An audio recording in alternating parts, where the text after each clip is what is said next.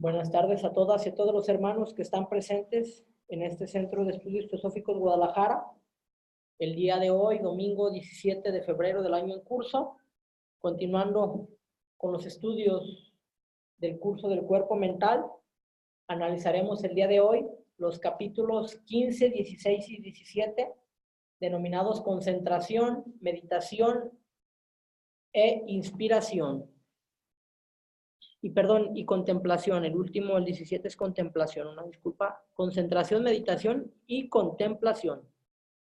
Voy a dar inicio en la lectura y vamos a conceder un uso de la palabra. Cada hermano va a leer 3 hojas en esta ocasión para que no cansemos con un solo tono de voz. Y dice así: concentración. De lo que hemos estudiado con respecto al mecanismo y al poder del pensamiento, queda bien claro que el control sobre la mente es de mucha mayor importancia de lo que ordinariamente se supone, tanto en beneficio del hombre mismo como por el servicio que pueda prestar en favor de otros. En efecto, el dominio sobre el pensamiento es requisito esencial para desarrollar los poderes del alma. En la voz del silencio, en la obra, La voz del silencio, se declara, se abre una cita, que la mente es la matadora de lo real, que el discípulo ha de matar al matador. Sin embargo, esto no quiere decir que se haya de destruir a la mente, por cuanto no podemos prescindir de ella, pero sí que ha de dominarla y regularla, puesto que ella no es el hombre mismo, sino un instrumento que él debe regir y utilizar. Se termina la cita. Indiscutiblemente, el estudiante ha de ejercitar el mayor cuidado sobre los pensamientos y emociones que entretiene. El hombre corriente rara vez piensa en controlar una emoción, excepto quizás en manifestación externa. Cuando la emoción surge en su interior, cede a ella y la considera natural. El estudiante ocultista, sin embargo, ha de adoptar una actitud muy diferente. En lugar de permitir que sus emociones lo dominen, debe ejercer sobre ellas un control absoluto. Esto ha de hacerlo desarrollando y regulando su cuerpo mental. Uno de los primeros pasos para seguirlo es convencerse de que la mente no es él, sino un instrumento que debe aprender a utilizar. De consiguiente, el estudiante, para dedicarse a la tarea de regular tanto sus emociones como su mente, ha de saber exactamente en qué piensa y por qué. De esta manera podrá utilizar la mente dirigida y manejarla. Como el esgrimista dirige su arma en una u otra dirección y es capaz de mantenerla tan firmemente como desea. En otras palabras, el estudiante ha de adquirir el poder de concentración, la cual es una necesidad preliminar para todo trabajo mental. Ha de aprender a pensar fija y ordenadamente, no permitiendo que la mente pase de una cosa a otra, ni que malgaste sus energías en gran número de pensamientos insignificantes. La mayoría de las personas tropiezan con toda clase de pensamientos perdidos que penetran en la conciencia. Como no tienen costumbre de dominar su mente, son incapaces de desviar el torrente. Tales personas no saben lo que es el pensamiento realmente concentrado. Esta completa falta de concentración, esta debilidad de mente y voluntad, es lo que hace tan difícil los primeros pasos de desenvolvimiento oculto para la mayoría. Además, como en el estado actual del mundo flotan más pensamientos malignos que buenos, esta debilidad deja al hombre abierto a tentaciones de toda índole, que con un poco de cuidado y esfuerzo evitaría completamente. En el aspecto forma, concentrarse es mantener el cuerpo mental enfocado en una imagen estable. En el aspecto vida, es dirigir la atención a esa forma, al objeto de reproducirla dentro de uno mismo. La fuerza de la voluntad es la que obliga a la mente a permanecer fija en una forma, enfocada en una imagen, dejando fuera todas las demás impresiones. Más concretamente, la concentración consiste en enfocar la mente en una idea y mantenerla en ella. Aún más simplemente, concentración es prestar atención. Si el hombre presta atención a lo que está haciendo, su mente está concentrada. El centro laringio, aunque está asociado con las formas más elevadas del oído, está también estrechamente asociado con el poder de prestar atención, el cual se da siempre gran importancia en los sistemas ocultistas. Por eso, en la escuela de Pitágoras, por ejemplo, el pupilo permanecía varios años en la categoría llamada acousticoi, u oyente, y le estaba estrictamente prohibido lanzarse a las peligrosas aguas de la originalidad, hasta tanto estuviera bien fundado en los principios de filosofía establecidos. Por razones similares, en los misterios de Mitra, a los pupilos del grado inferior solo se les permitía repetir lo que habían oído. El estudiante ha de tener también muy en cuenta que el efecto natural de concentrar la mente es producir tensión en los músculos del cuerpo, como por ejemplo fruncir el ceño. Tal tensión no solo cansa el cuerpo, sino que también es un obstáculo para la afluencia de fuerzas espirituales.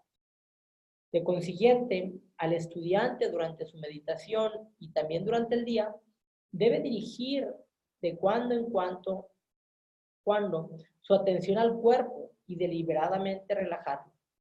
La experiencia demostrará el inmenso alivio que recibe todo el sistema del relajamiento completo, aunque no sea más que por unos momentos.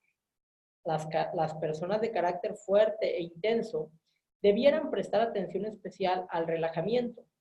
Los ejercicios con tal objeto les serán muy provechosos. La concentración no significa esfuerzo físico. En el momento que la mente se fija en una idea, está concentrada en ella. Concentración no es mantener la mente a la fuerza, fija a una cierta idea, sino que se mantenga en tal idea con perfecta serenidad y quietud. El estudiante debe tener en cuenta que el asiento del pensamiento no está en el cerebro, sino en el cuerpo mental. Por lo tanto, la concentración concierne más a este último que al cerebro físico. De manera que la concentración no es un estado de pasividad, sino por el contrario, un estado de actividad intensa y regulada. Equivale en el mundo mental a la preparación de los músculos para un salto en el mundo físico, o dar rigidez a los mismos para un esfuerzo de tensión prolongada. Quien inicie la práctica de la concentración del pensamiento no debe dedicar a ello más de 5 o 10 minutos. De otra manera puede recargar el cerebro. Gradualmente se alarga el periodo hasta 15, 20 o 30 minutos. No se debe prolongar la práctica de la concentración y de la meditación al punto de producir pesadez o somnolencia del cerebro, porque estas y el dolor son señales de peligro. Indica que se está haciendo el esfuerzo de cambiar la materia de los cuerpos más rápidamente de lo que consiente la salud. Muchas personas encuentran más difícil dominar el pensamiento que la emoción. Probablemente se les ha enseñado a considerar impropio no dominar sus emociones. En cambio, dejan que sus pensamientos vaguen de acuerdo con su fantasía. Te vamos a conceder la palabra a mi hermano Gavino para que nos ayude. Con gusto. Al intentar el hombre el dominio de su mente, se encuentra en conflicto con los hábitos adquiridos por su cuerpo mental.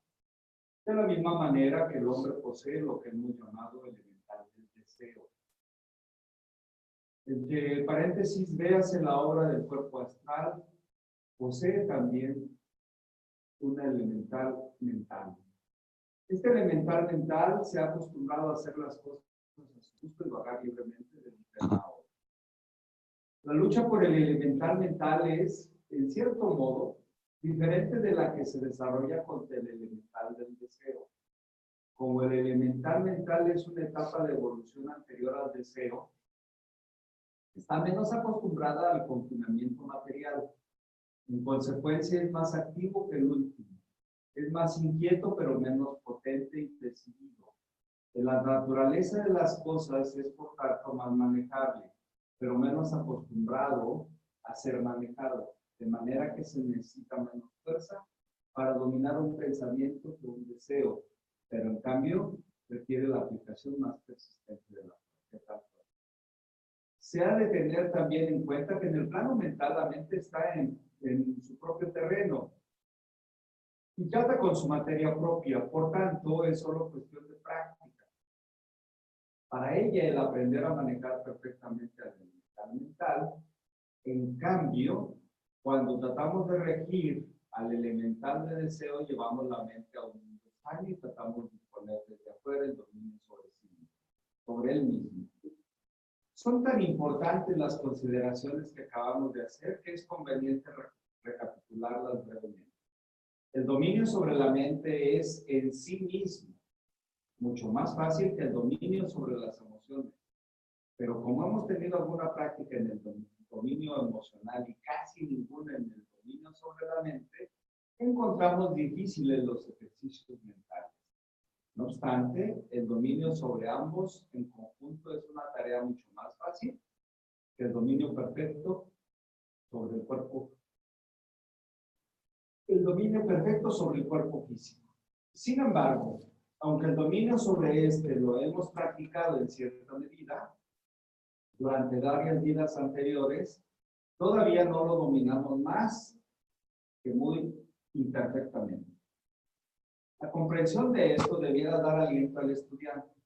Además, debiera grabar profundamente en su conciencia la afirmación de la obra La voz del silencio. O sea, que esta tierra es el único infierno verdadero conocido por el ocultista. Para que las afirmaciones anteriores no parezcan exageradas o faltas de verdad, el estudiante ha de tomar en cuenta la dificultad de desvanecer por medio del poder mental un agudo dolor de muelas, aunque esto puede hacerse bajo ciertas condiciones.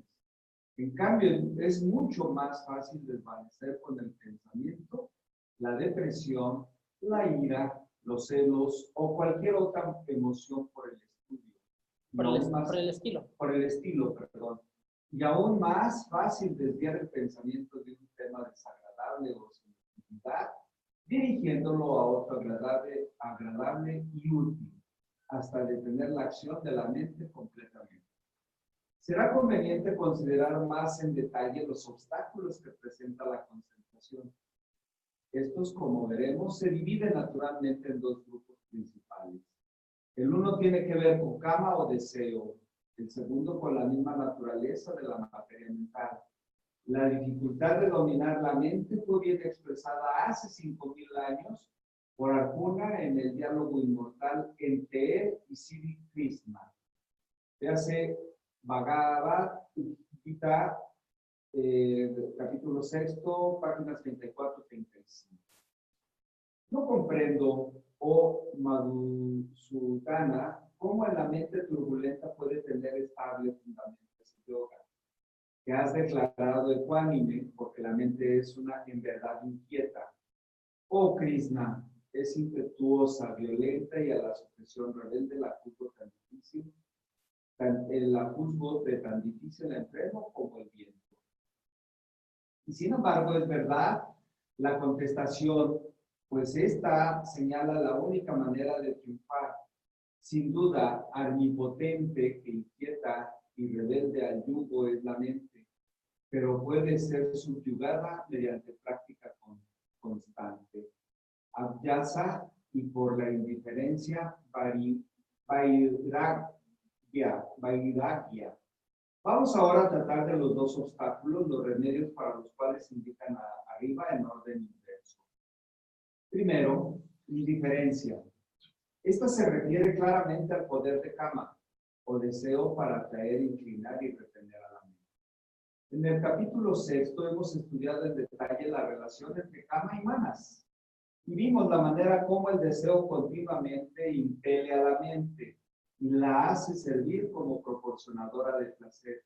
Así se induce a la mente a buscar lo que agrada y evitar todo cuanto produce dolor. Por tanto, solo subyugando y dominando a las emociones se puede impedir que dominen y arrastren a la mente y la alejen de la tarea que uno ha decidido desarrollar. El estudiante ha de tener siempre presente que un caso de pequeñas emociones es indigno de un ser racional, y que es vergonzoso al último grado que el hombre chispa de lo divino se deje dominar por su elemental de deseo, por algo que no ha llegado todavía al grado de mineral. Al parecer, hay dos métodos principales para alcanzar esta indiferencia y utilizarla para la concentración. Estos podemos llamarlos método filosófico y método devocional. El método filosófico, consiste en modificar y fortalecer de tal manera la actitud hacia todo lo que normalmente atrae y sujeta a los hombres. Que kama o deseo quede completamente bajo control. De esta manera el hombre se hace indiferente a todos los objetos, sean externos o presentados a la mente desde el interior. Este método, según ha podido observar el autor, parece difícil para muchas personas de temperamento occidental y con frecuencia tiende a crear más perplejidades que las que resuelve. Sin embargo, para gentes de temperamento oriental, para emplear una distinción útil, no parece presentar gran dificultad. Para explicar plenamente el método, se necesitaría un tratado sobre filosofía, lo cual está naturalmente más allá de los límites de esta obra. Sin embargo, unas pocas palabras bastarán para dar una idea del método. La filosofía del sistema está descrita en los discursos 5 y 6 de Bhagavad Gita, en el cual se los llama yoga de renunciamiento a la acción y yoga del propio dominio. Bajo este sistema, el hombre ni odia ni desea. Está libre de los pares opuestos. Percibe que los sentidos se mueven entre los objetos de sensación. Sitúa todas las acciones en la eterno, abandonando el apego mentalmente, renuncia a todas las acciones. Contempla igualmente el Brahman, adornado de erudición y humildad, a una vaca, a un elefante y hasta un perro y a un paria. Ni se alegra al obtener lo que es agradable, ni se entristece al recibir la que es desagradable. Está desligado de contactos externos y encuentra gozo en el yo. Está armonizado, es feliz, dedicado al bienestar de todos los seres. Desligado del deseo y de desligado del deseo y de la pasión. Cumple lo que es su deber, independientemente del fruto de la acción, habiendo renunciado a la voluntad formativa, ordenado y pacífico, de temperamento uniforme en el frío y en el calor, en el placer y en el dolor, lo mismo que en el honor y en el deshonor. Considera imparcialmente a los amantes, a los amigos y enemigos, a los extraños, a los neutrales, a los extranjeros y a los parientes, como así también a los justos y a los injustos. Está libre de esperanza y de ambición. Está libre de ansias por todas las cosas deseables. Es como lámpara en un lugar sin viento. No lo alteran ni las grandes tristezas. Abandona sin reserva todos los deseos, nacidos de la imaginación. Poco a poco alcanza tranquilidad, haciendo que la mente more en el yo. Percibe al yo en todos los seres y a todos los seres en el yo. Está él completamente armonizado. Lo que antecede constituye un simple delineamiento de lo que hemos llamado el método filosófico. Este puede y debiera ser modificado y adaptado dentro de muy amplios límites a las condiciones particulares del individuo y a las peculiaridades de su temperamento. Sin embargo, como ya se ha dicho, el método filosófico es difícil para muchos. En todo caso, se puede probar el segundo método, menos exigente, el cual vamos a describir. Método devocional. En este método, en vez de tratar de eliminar kama, es decir, deseo o apego, el estudiante utiliza la fuerza misma de kama para fijar la mente. Este es el método por excelencia del devoto, quien cultiva kama en su forma más elevada, hasta alcanzar tal grado de intensidad identidad, que todos los demás apegos devienen relativamente insignificantes, por lo tanto, impotentes para perturbar o distraer su atención. Los de temperamento devocional pueden alcanzar su objetivo fijando su mente en un objeto o imagen amada.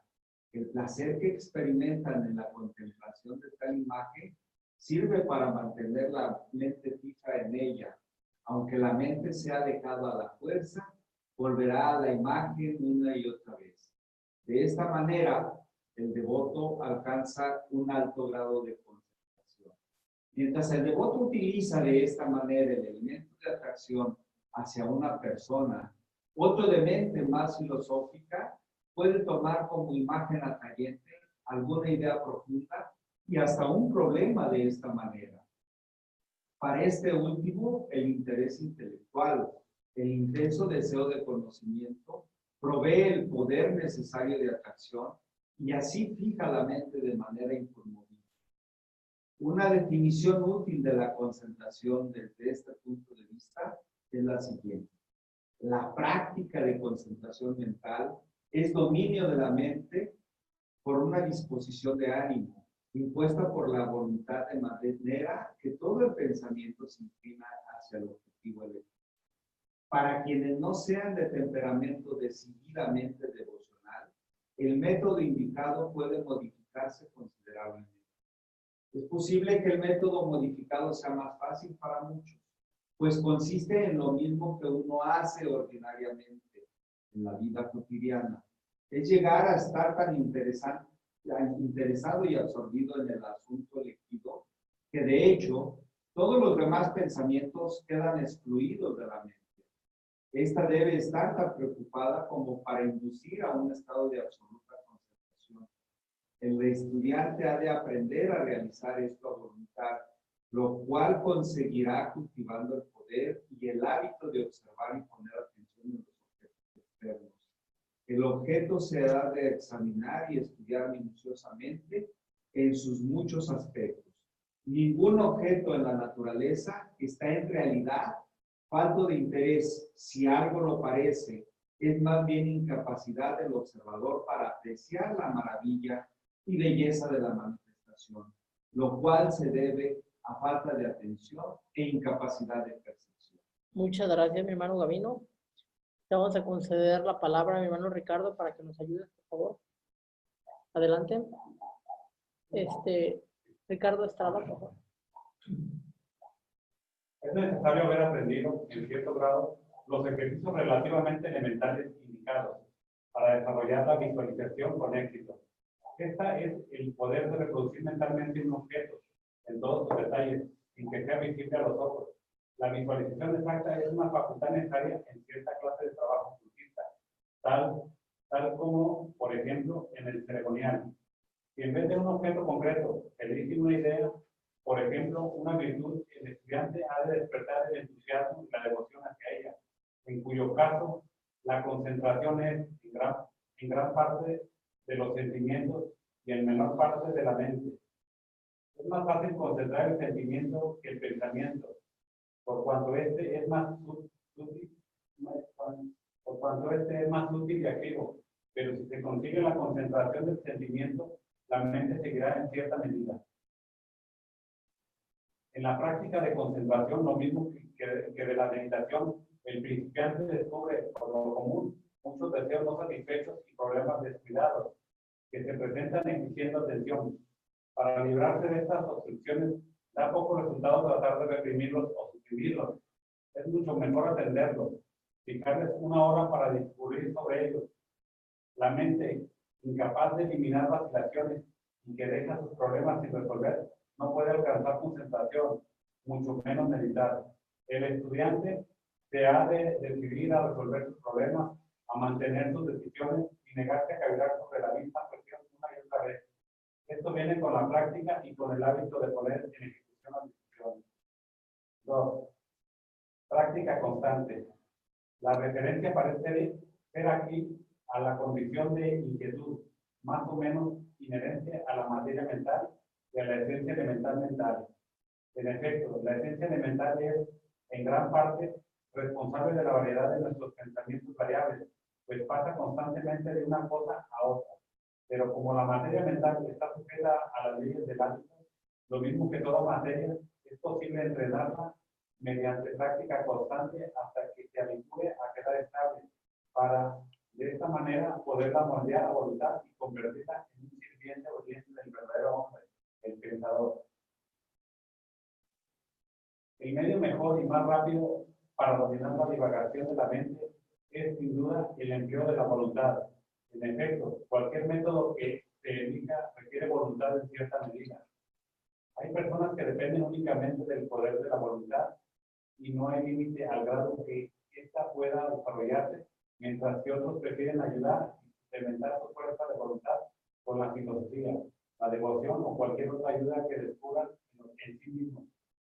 Existe, naturalmente, la posibilidad de crear una concha alrededor de uno mismo y de esta manera excluir los pensamientos que vienen del exterior, pero este medio no es recomendable como permanentemente, por cuanto las conchas son después de todo nada más que muletas. No obstante, si se emplea tales conchas, se ha de tener en cuenta que no podrán impedir los pensamientos divagantes que surjan de la propia mente. Podrán, en cambio, impedir la entrada de pensamientos casuales procedentes de otras partes.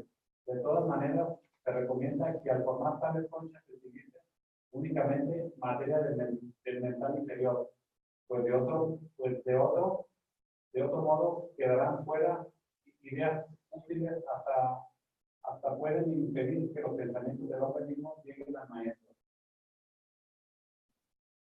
El poder de concentración se puede adquirir, y así debiera ser en la vida cotidiana.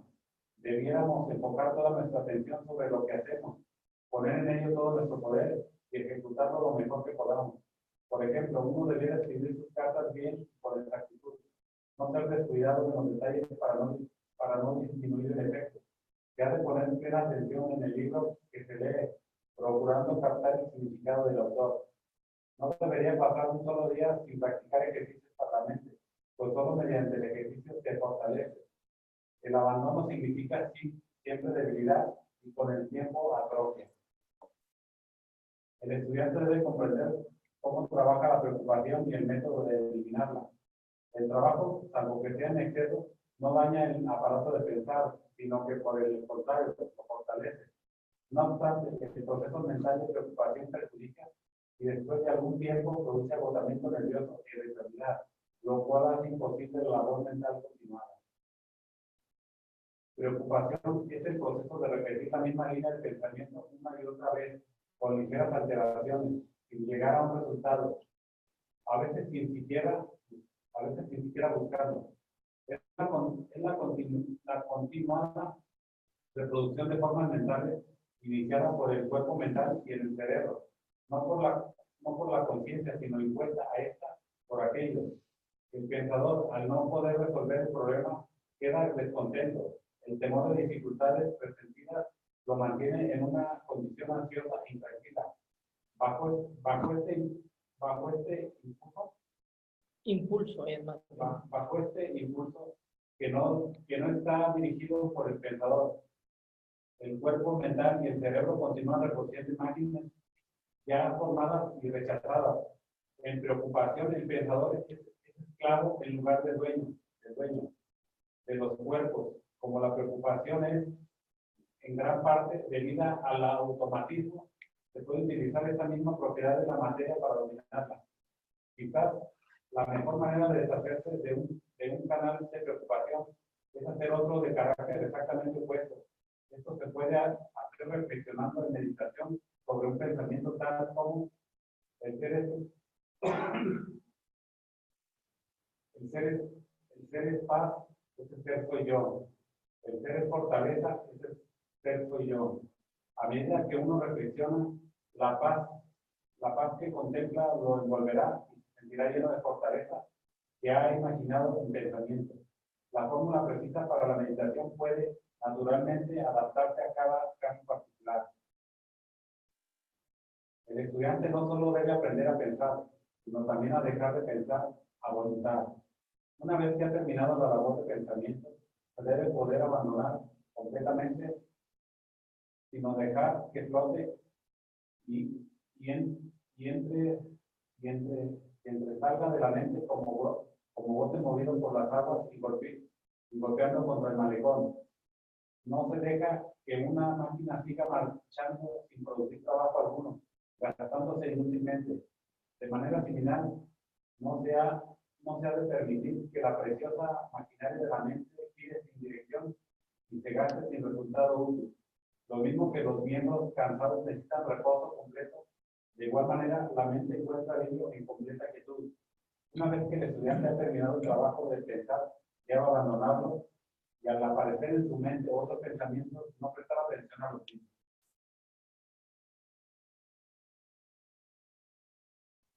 Otro método que el autor de este libro emplea con éxito no es tanto alejar la atención, pues esto es un acto positivo, sino interesarse en los pensamientos que aparecen, dejar que vengan como quieran, pero mantenerse indiferente con respecto a ellos. Después de un tiempo, como no se les infunde vida, dejan de aparecer. Entonces uno experimenta una completa quietud, libre de pensamientos de clase alguna. Ello es gran descanso, tanto para el cuerpo mental como para el astral. Este método se puede también emplear para curar el insomnio. El autor lo ha encontrado de gran utilidad en muchos casos. La cesación de pensamientos es condición preliminar necesaria para el trabajo en los planos superiores. Una vez que el cerebro ha aprendido a mantenerse inactivo, se abre la posibilidad de retirar la conciencia de su envoltura física. El estudiante estará así en condiciones de comprender plenamente el aforismo de Patanjali, según el cual, para la práctica de yoga, el hombre ha de poner fin a las modificaciones del principio pensante. La tarea para realizar es adquirir tan perfecto dominio sobre el cuerpo mental o principio pensante que pueda modificarse únicamente con el consentimiento deliberado del hombre mismo, el pensador. Los términos empleados por Patanjali al definir yoga son Chitta Vritti, Nirodha, lo cual significa restricción nirodha de los remolinos de la mente. Chitta. El hombre debe ser capaz de tomar y dejar la mente como una herramienta.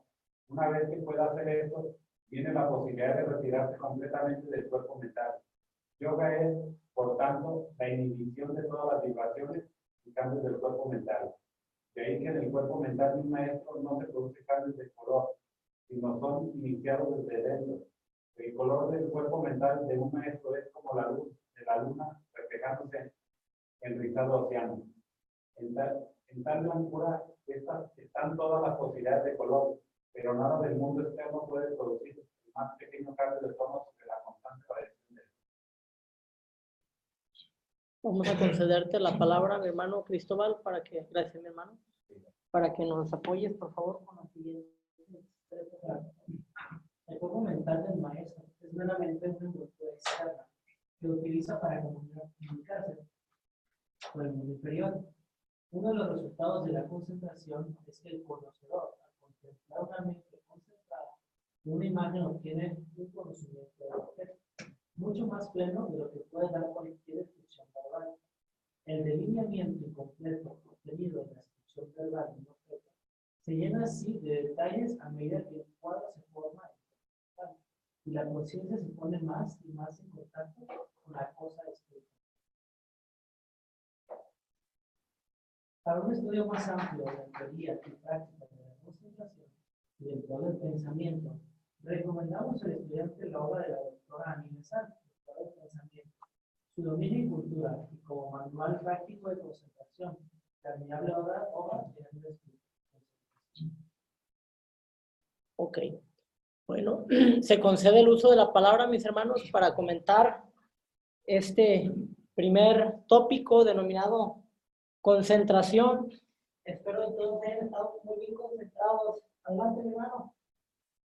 Efectivamente, es un proceso en el cual requiere precisamente de ese factor determinante, que es fijar nuestra atención.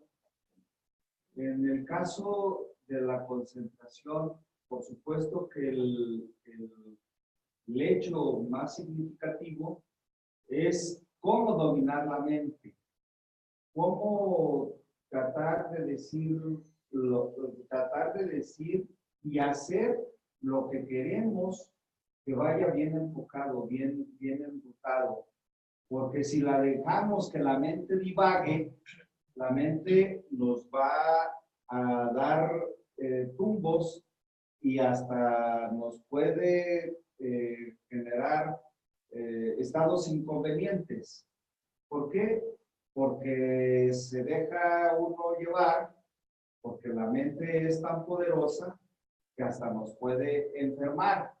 De tal manera que nosotros, pues, con estos antecedentes y con estas formas de estar atendiendo estos mensajes que nos está dando el cuerpo mental, pues creo que nuestra conciencia nos hace ponernos más en consonancia con nosotros mismos y poder definir hacia dónde queremos ir y cómo queremos ir. Muy bien, gracias. ¿Alguien más que quiera hacer alguna aportación respecto a la concentración? ¿Todo bien? Sí, adelante, mi hermano Ricardo. Bien, pues es que realmente es un tema muy importante. A veces, pues yo pienso y he escuchado en todos los medios de los grupos que nos desanimamos porque no podemos tener aplicación de aquel conocimiento a la práctica. Pero eso es lo que tenemos que practicar inicialmente, concentración, para tener de ver la agudeza de llegar a aquello. Ahora sí que es como la luz disipada no hace nada, como un rayo láser sí logra destruir para bien o para mal. Entonces igual, tenemos que dedicarnos bastante primero a la concentración para poder ser unos principiantes en los aspectos prácticos del conocimiento público. Gracias, mi hermano. Gracias. Adelante, mi hermano. Sí, algo que es muy interesante aquí dice, bueno, aquí nos está remitiendo la obra de Jesús. Y Jesús dice que únicamente uno debe de poder concentrarse en una sola tarea a la vez. De hecho, aquí tengo la cita, me guardé mucho. Sí, de hecho, nosotros ya tomamos un curso de concentración.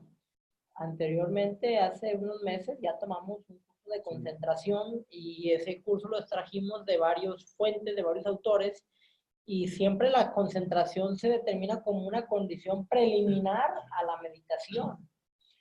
O sea, es relajación, concentración, meditación y luego contemplación. ¿Ya encontraste la cita, mi hermano? No, pero más o menos decía Ok. que lo que uno debe de hacer es tratar de enfocar la mente en una sola cosa a la vez. O sea, que la acción debe estar siempre acompañada. Que no puedo estar haciendo una cosa y pensando otra. Entonces, a mí me cuesta mucho trabajo, porque estoy trabajando, me molesta la casa celular, o me da curiosidad ver el Facebook, ¿sí? Y pues son distractores, ¿no? Más ahora que tenemos mensajes por la televisión, el teléfono. Esto nos distrae 24/7. Entonces, es nuestro deber, entonces, realmente enfocar la mente y, como decía bien mi hermano Omar, es la antesala de la meditación. De eso, dentro de los 8 pasos del yoga, el dharana, lo que más es previo a la meditación. Entonces, hay otro consejo sobre esta presentación. Bueno, yo estudio el budismo acá, maestro de ellos.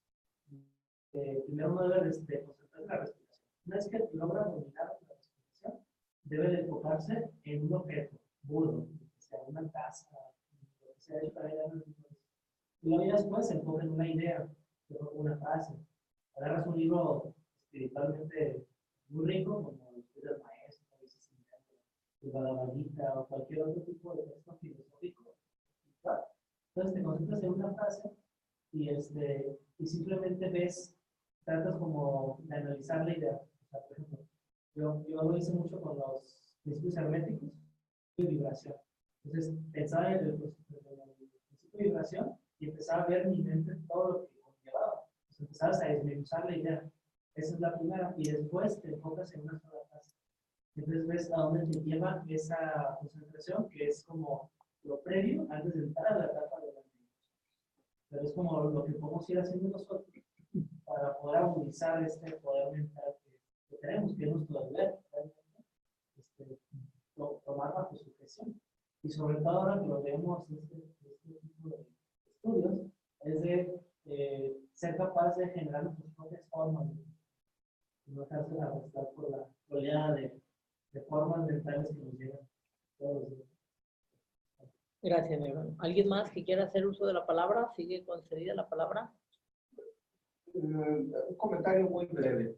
En el caso de cuando nosotros estamos en un proceso de concentración o cuando queremos hacer precisamente esa meditación y que tenemos que enfocar nuestra atención hacia un propósito para poder dominar precisamente este proceso de atención a lo que nosotros queremos, pues verdaderamente se nos hace muy difícil en muchas cuestiones y en muchos momentos porque estamos pensando una cosa y queriendo hacer otra.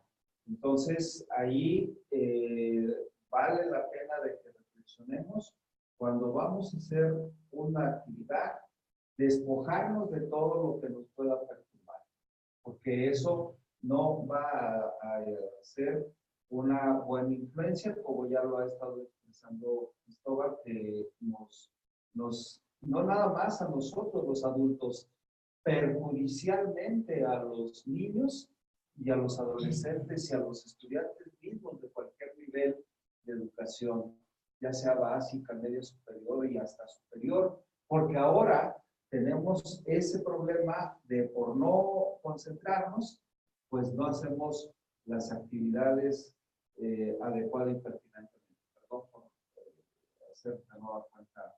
No, gracias, mi hermano. Yo les puedo compartir, aquí nos dice algo muy interesante el autor. La concentración, la meditación y la contemplación no son facultades cerebrales. Muchas veces asociamos estas tres facultades con el cerebro. Dice, no, son facultades mentales. O sea, implica el ejercicio del cuerpo mental. Entonces, a veces pensamos que concentrarnos es enfocarnos en nuestra mirada, en nuestros sentidos físicos, pero ahí es donde yo pienso que viene el problema, porque no nos estamos concentrando físicamente. O sea, la concentración no es concentrarte tus sentidos hacia afuera, es concentrar tus sentidos mentales hacia adentro o hacia afuera, hacia un objeto externo. O sea, significa que, como dijera mi hermano Ricardo, la mente es el rayo láser, pero proviene del rayo de adentro hacia afuera. No el rayo es de afuera hacia adentro. Entonces, queremos concentrarnos, ahorita dijeron, bueno, hay distractores ahorita físicos, como ustedes dijeron, el celular, la televisión, el calor, el frío, aquí incluso dice que uno de los requisitos es la indiferencia. Aquí nos da varios métodos, para alcanzar esa concentración. Nos da, el primer método de ellos es el método filosófico. Aquí más adelante nos dice, ok. Nos habla aquí el autor de 2 métodos. De hecho, nos da 3 al final. Déjenme poner aquí, ok, nos comenta de la lucha con algo muy interesante que aquí nos dice que así como ya vimos el elemental del deseo en el cuerpo astral, bueno, también hay un elemental mental. Dice que ese es más fácil de dominar, ¿eh? ¿Por qué? Porque precisamente, si bien es cierto, está a un nivel superior, pero está más sutil, vaya. Es un elemental más inteligente. No es un elemental tan torpe, ni tan burdo, ni tan caprichoso como el elemental del deseo. que el elemental del deseo nos domina más porque está pues más inmediatamente cerca del cuerpo físico. Por eso el elemental del deseo es nuestro terrible, nuestro atormentador.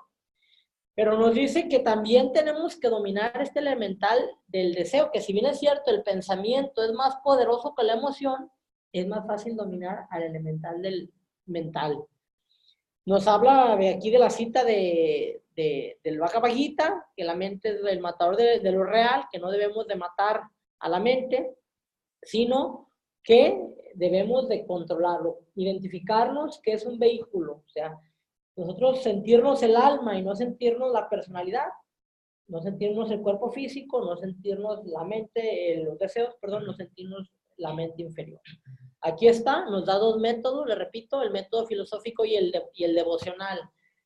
¿Por qué? Porque dice, no todas las personas están proclives a optar por el método filosófico. Dice, este método tienes tú que hacerte indiferente a los objetos, como decían mis hermanos ahorita, externos, desde el interior. O sea, no todas las personas tienen desarrollada esa ataraxia, esa imperturbabilidad a los objetos externos. Ese método dice que es el más difícil, ¿eh? Ese método filosófico, que frío, calor, desgracia, incluso viene una cita muy interesante.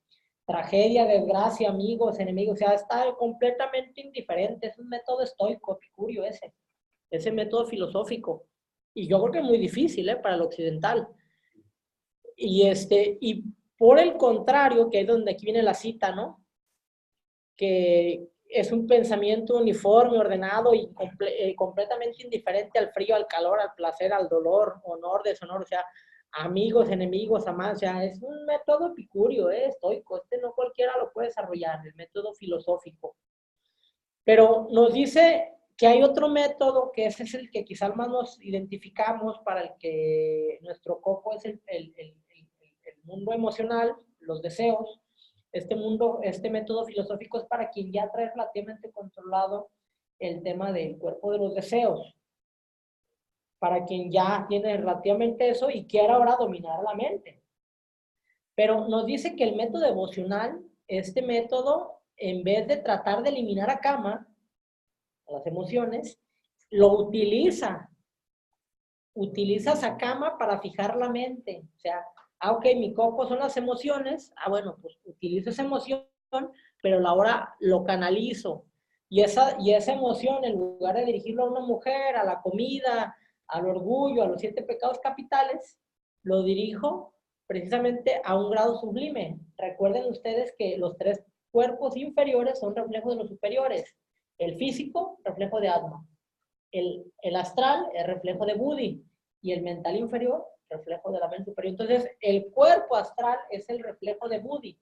Por eso nos dice que el devoto desarrolla esa intuición, ¿no? Se pone en contacto con el plano astral, con ese mundo astral, esa materia, esa emoción la transmuta en devoción. Y dice que ese temperamento devocional lo puede ayudar a conseguir su meta. Entonces, dice que mientras el devoto utiliza el elemento de atracción hacia la persona, otro de mente más filosófica puede ser una imagen. Llámese a la deidad, llámese, como decía mi hermano, a una cita, llámese. El devoto, por eso, pues es el método utilizado en la religión. Este método del devoto es el que utilizan las religiones para, pues, intentar educar a las masas, que son 100% emocional. Y por medio del respeto, de oren, ínquense, todo el ritual, toda la parafernalia ahí del ritual, de la ceremonia, ese es el objeto, el desarrollar y ir educando poco a poco esas masas. Pero ese método dice que es para esta persona, ¿no? Y también dice que estos principios mentales obedecen a la ley del hábito, ¿no?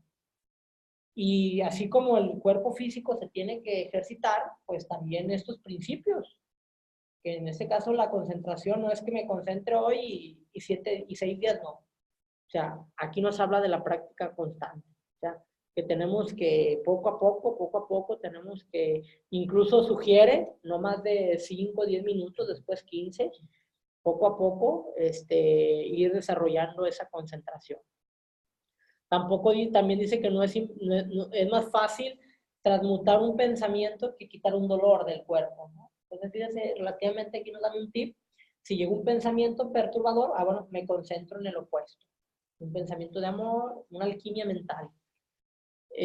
Por último, nos dice aquí otro método, por eso decía que eran 3.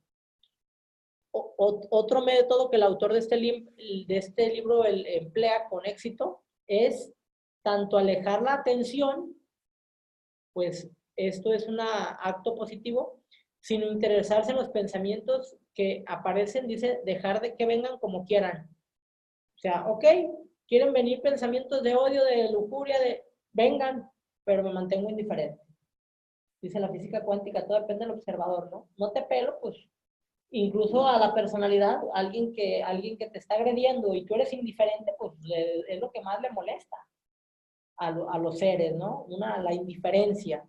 Entonces dice, ok, no puedo contra este torbellino de pensamientos, pues que fluyan, nomás no los voy a pelar, los voy a ver como cosas, que en realidad ya lo dijimos, los pensamientos son cosas.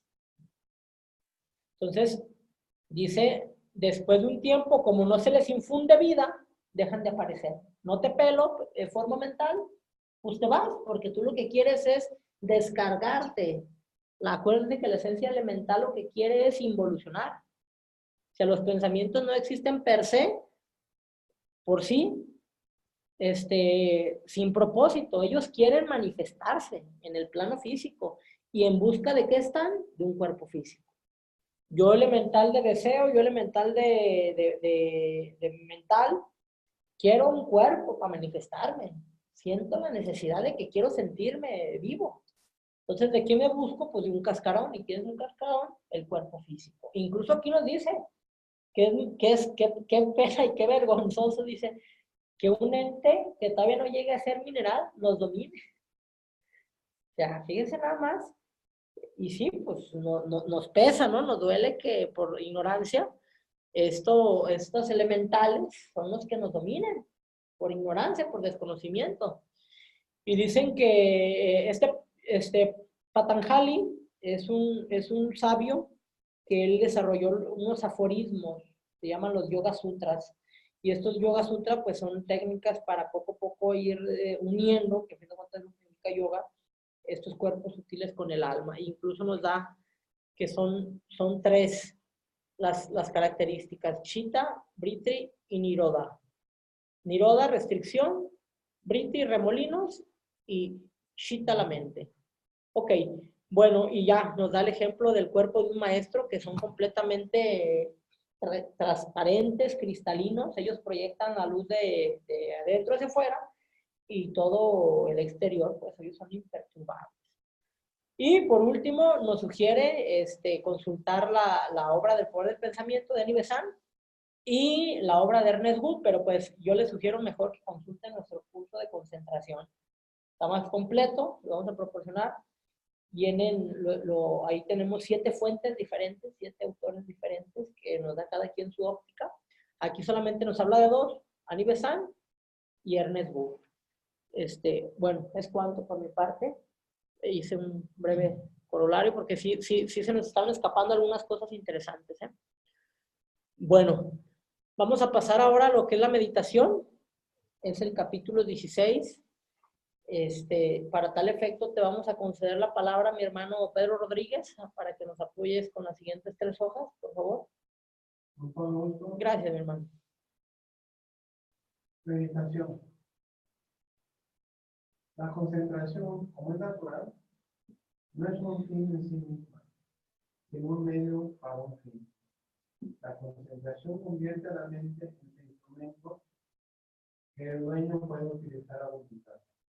Cuando una mente concentrada se dirige fijamente a cualquier objeto, con el propósito de atravesar el velo, llegar a la vida y unificar esta vida con aquella a la cual la mente pertenece, se realiza en meditación. Por tanto, concentración es el moldeamiento del órgano. Meditación es el ejercicio de Como hemos visto, concentración significa fijar. Firmemente la mente en un solo punto, sin vagar y sin cederla a distracción alguna causada por objetos externos, por la actividad de los sentidos o por la de la mente misma. Esta se ha de sujetar con estabilidad y fijeza invariable, hasta que aprenda a retirar su atención del mundo externo y del cuerpo, para que los sentidos se mantengan tranquilos e inactivos, mientras la mente está intensamente activa, con todas sus energías atraídas hacia el interior, para concentrarlas en una sola idea, lo más elevado que se pueda alcanzar, una vez que se pueda mantener así, con relativa facilidad. La mente está preparada para dar otro paso adelante. Y mediante un potente pero tranquilo esfuerzo de la voluntad, se puede proyectar más allá del pensamiento más elevado que pueda alcanzar mientras trabaja en el cerebro físico. En este esfuerzo, la conciencia se elevará y se unirá a la superior, quedando libre del cuerpo.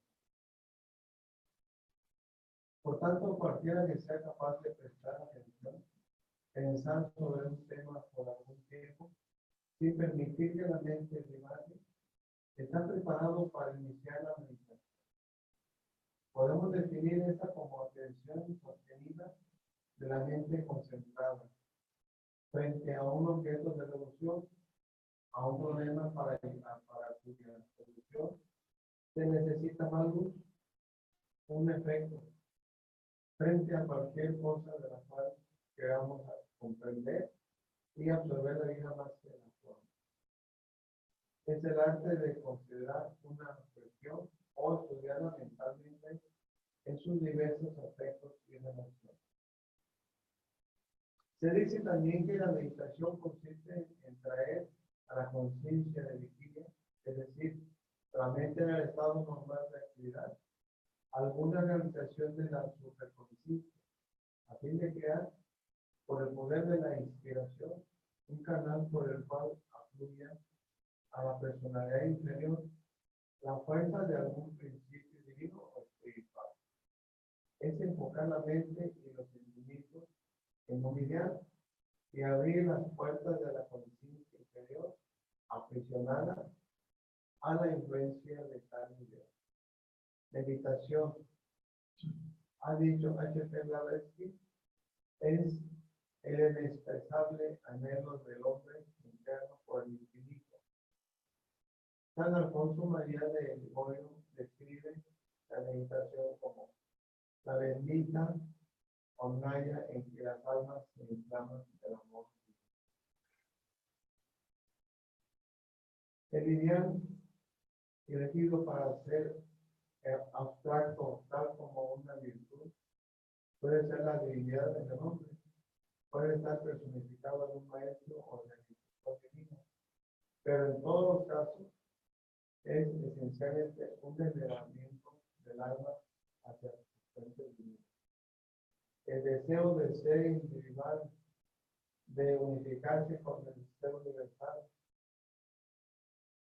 lo que el alimento es para la vida física, es la meditación para la vida espiritual.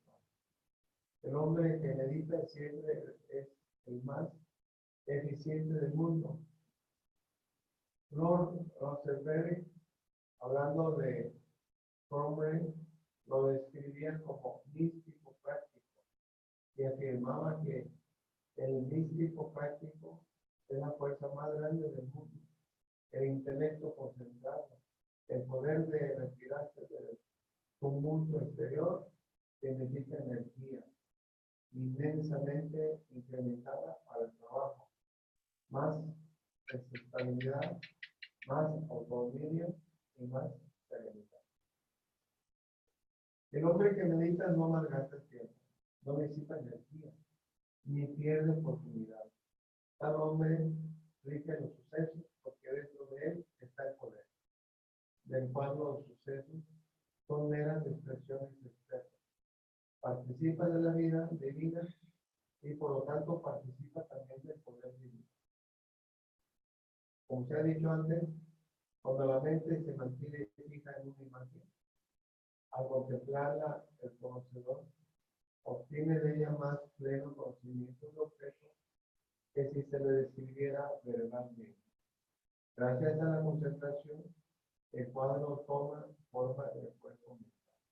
El delineamiento derivado, digamos, de una descripción verbal, se llena más y más de detalles a medida que la conciencia penetra más íntimamente las cosas descritas.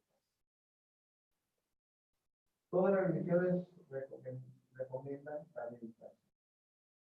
La conveniencia de esta ha sido reconocida por todas las escuelas de filosofía, así como al hombre que desea hacerse fuerte, practica los ejercicios prescritos para desarrollar su músculo, así también el estudiante deportivo practica ejercicios determinados y prescritos para desarrollar sus cuerpos astral y mental. Se conocen naturalmente muchas clases de meditación, lo mismo que hay hombres de muchas clases. Es claro que un método de meditación no produce todos los resultados igualmente buenos. Cada uno debe descubrir por sí mismo la clase de meditación más adecuada para él. La meditación puede tener muchos fines, de los cuales los siguientes son los principales. 1.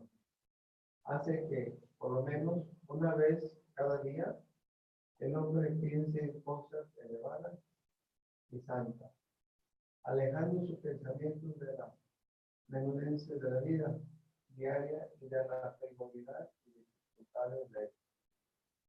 2. Acostumbra al hombre a pensar en tales cosas de manera que después de un tiempo forma el trasfondo de la vida cotidiana a las cuales la mente vuelve con placer cuando se ve libre de las exigencias de su deber. 3. Sirve como una especie de gimnasia astral y mental para mantener en buenas condiciones los cuerpos superiores y permitir que la vida divina fluya por ellos. A tal objeto, se debe recordar que la regularidad en la práctica del ejercicio es la primera importancia. 4.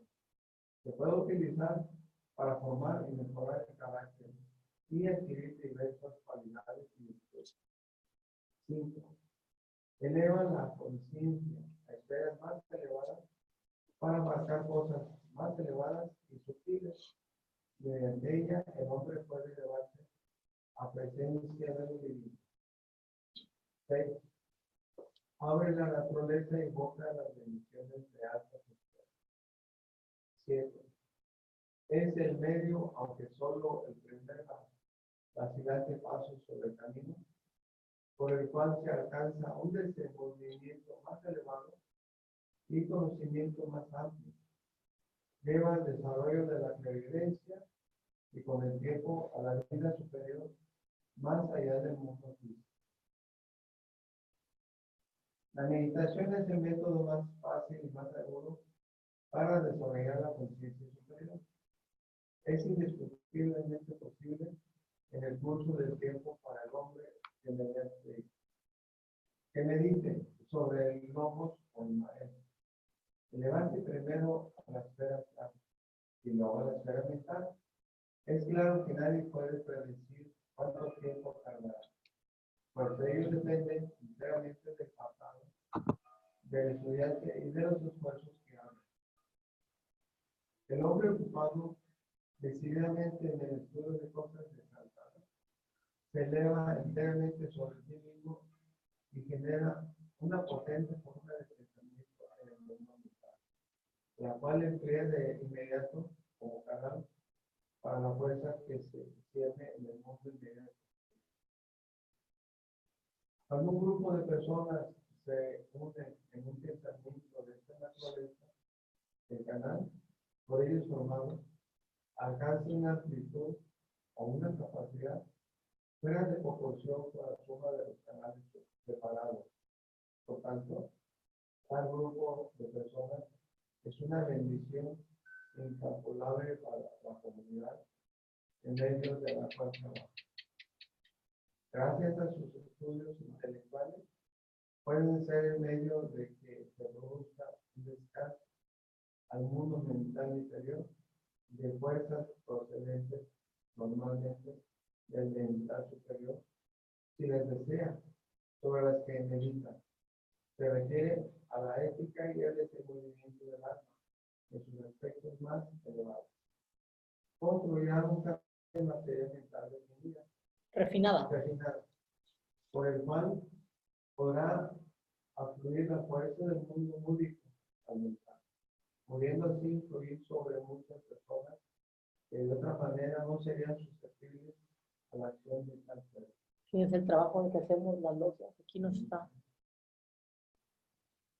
En esto está precisamente el gran valor y utilidad de, por ejemplo, un grupo de personas que se reúnen para estudiar y meditar sobre temas espirituales, pues llegan a convertirse en un canal para la distribución de vida divina, porque todo grupo espiritualista es un centro de interés para los hermanos mayores, cuya atención atraen los grupos que se reúnen para el estudio y la meditación. El vínculo que se establece así con los hermanos mayores puede fortalecerlo cada uno de los miembros del grupo mediante su esfuerzo y servicio desinteresado, hasta que tal vínculo se convierte en un verdadero rayo de luz divina. Es además posible enfocar una bendición de fuente todavía más elevada. La vida y luz de la deidad inunda el entero sistema, aunque la fuerza de cada esfera o plano está normalmente limitado al mismo, pero si se llega a establecer un canal especial, visible, iluminándolo todo de plano en plano, tal canal se establece siempre cuando el pensamiento y el sentimiento son enteramente altruistas. Los sentimientos egoístas se mueven en curva cerrada y por tanto sus efectos se producen en su propio nivel. Una emoción completamente altruista es una corriente de energía que ya no retorna, porque en su movimiento ascendente provee un canal para la ofensa del poder divino de la esfera inmediatamente superior. Esta es precisamente la realidad tras de la idea de la respuesta salomónica. Un canal así es visto por otra evidencia como un gran remolino, una especie de gigantesco cilindro oculto. Esta es la más gráfica explicación que se puede dar en un mundo físico, aunque es inadecuada, por cuanto la fuerza que fluye por el canal se unifica con el remolino y surge del mismo, coloreada y con la característica distintiva que indica el canal por el cual llega. Mediante la meditación, los cuerpos astral y mental del hombre que ordena un organismo gradualmente van expandiéndose y poco a poco aprenden a responder a vibraciones cada vez más elevadas. Cada esfuerzo contribuye a utilizar el velo que separa al hombre del mundo superior y del conocimiento directo. Las formas mentales se hacen de día en día más precisas, de manera que la vida fluye a ellos, de lo alto se hace cada vez más claro. Gracias, mi hermano. Vamos a concederte la palabra a mi hermano Ricardo para que nos apoyes. Sí. De esta manera, la meditación contribuye a refinar la materia de los cuerpos.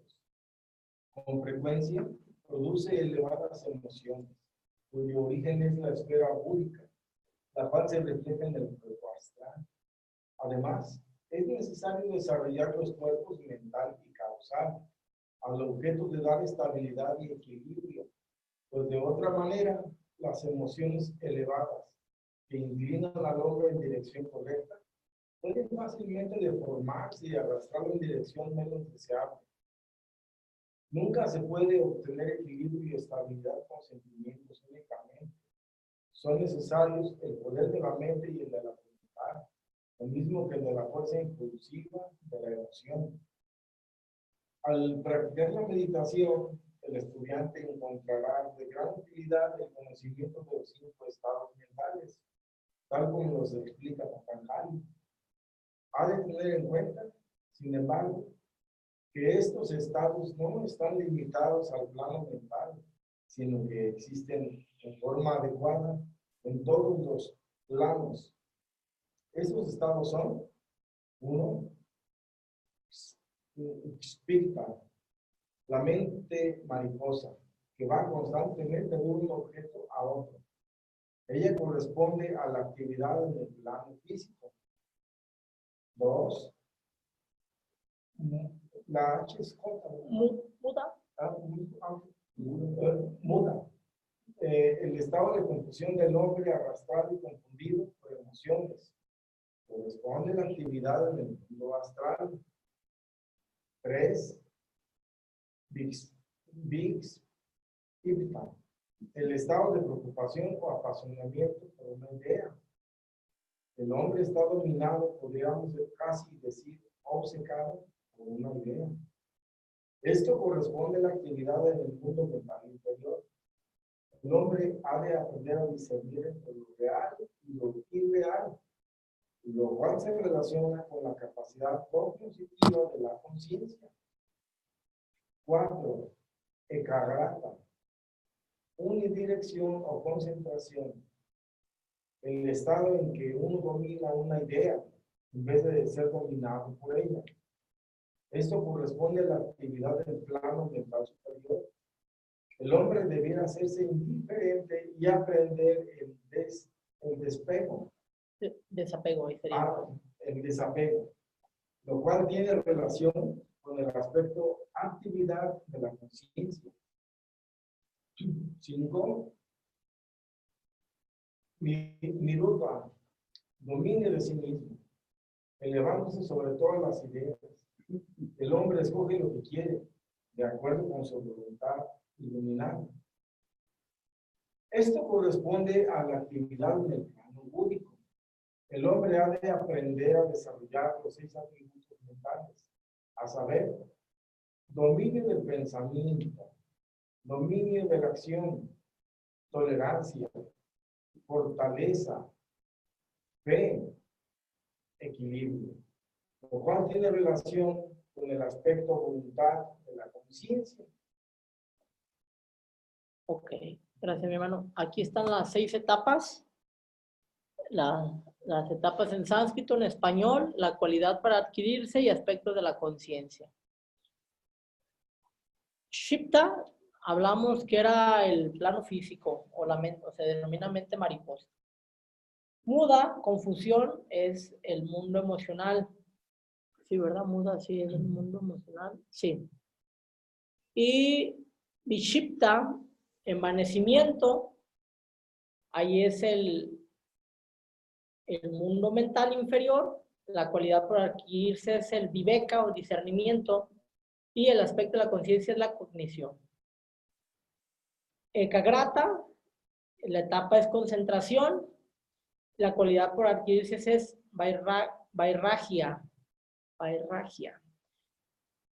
Desapasionamiento y actividad, y ahí estamos hablando del plano mental superior. Niruddha, que es el autocontrol, y la cualidad por adquirirse es sampati, sextuples cualidades mentales y es la voluntad. Entonces quedamos que Niruddha es el plano búdico. Entonces es físico, emocional, mental inferior, mental superior y buddhi. Y samadhi es la compostura de la mente que lleva al trance. Aquí nos va a hablar de samadhi, aquí hablo solamente de Niruddha. Ahorita va a hablar del sexto, la sexta etapa del sánscrito. Adelante, mi hermano, para continuar, para la sexta etapa. Una vez se ha adquirido dominio completo, de manera que el hombre es capaz de inhibir todos los movimientos de la mente. Está preparado para la contemplación. de la cual nos ocuparemos con más detalle en el capítulo siguiente. Sin embargo, para hacer el estudio más completo, vamos a exponer una idea preliminar del chamán de comunicación en negritas. Etimológicamente, Shamari significa juntar plenamente. Por lo tanto, se puede traducir como composición de la mente, es decir, concentrarla evitando toda distracción. Yoga, dice Yasa. Yasa, es mente ordenada. Este es el significado original del Shamari, aunque se emplea con más frecuencia para denotar el estado de trance, el resultado natural de la compostura perfecta.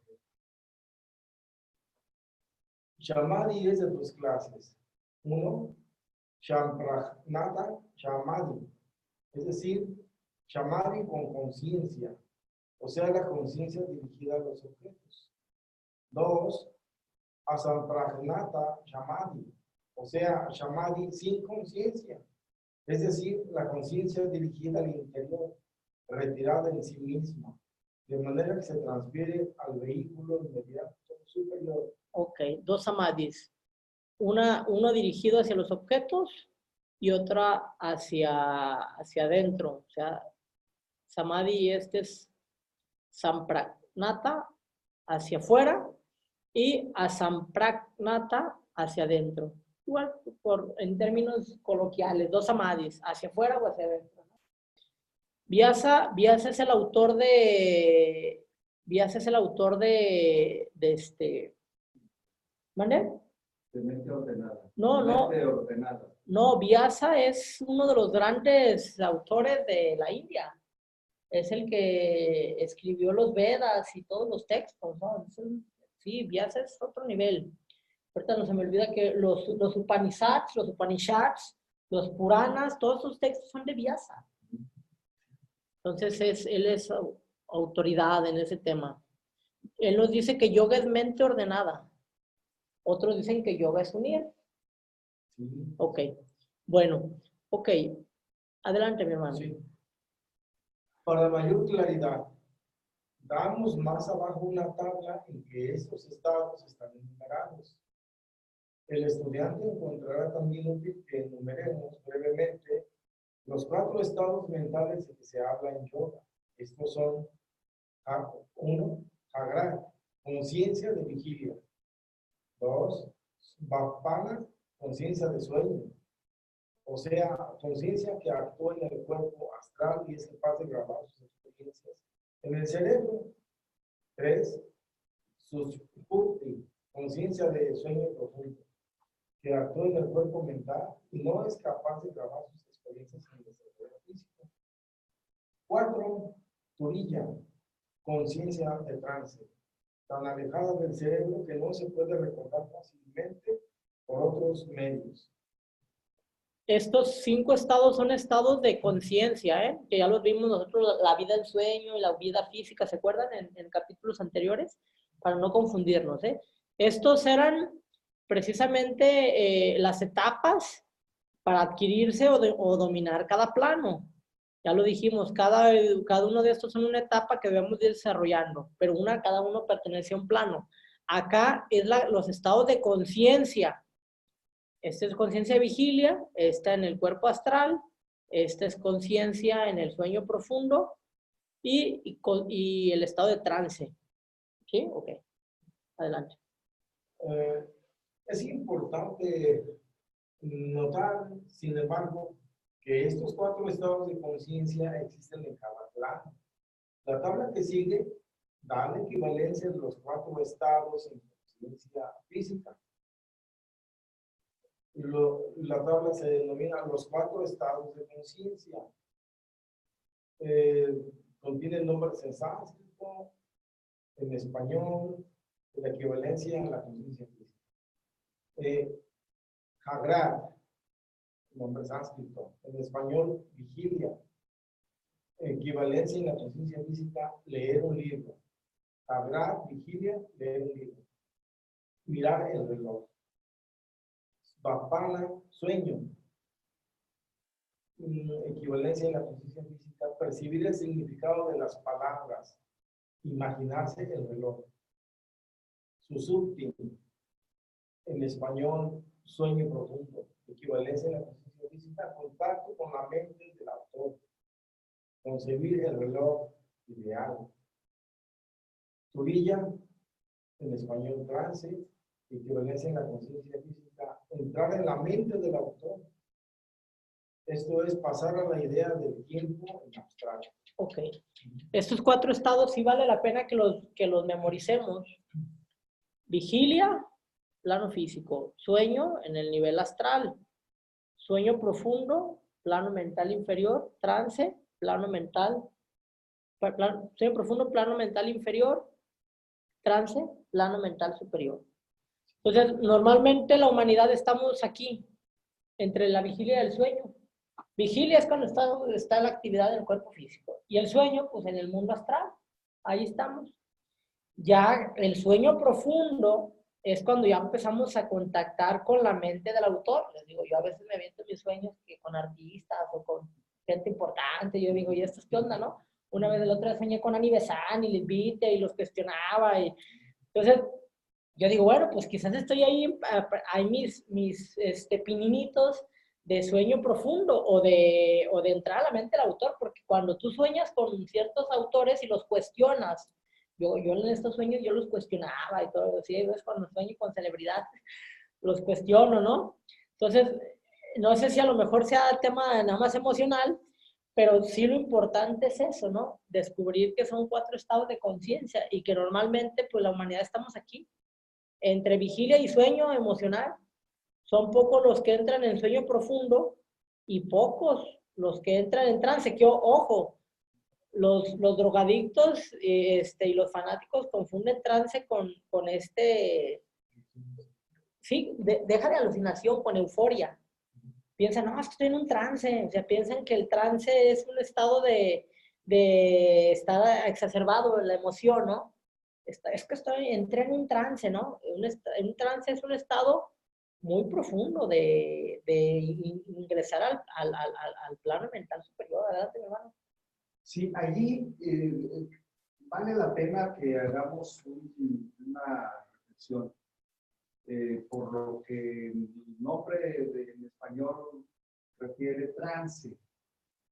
Pudiera pensarse que los chamanes entran en un trance mediante esas drogas, esos brebajes que suelen tener precisamente para esa comunicación, que ellos la tienen muy bien identificada, de ir como ellos lo dicen, con esas características a planos divinos en donde tienen ellos pues contacto con los dioses, que tienen contacto con los seres supremos y que tienen contacto con visualizar hasta lo que viene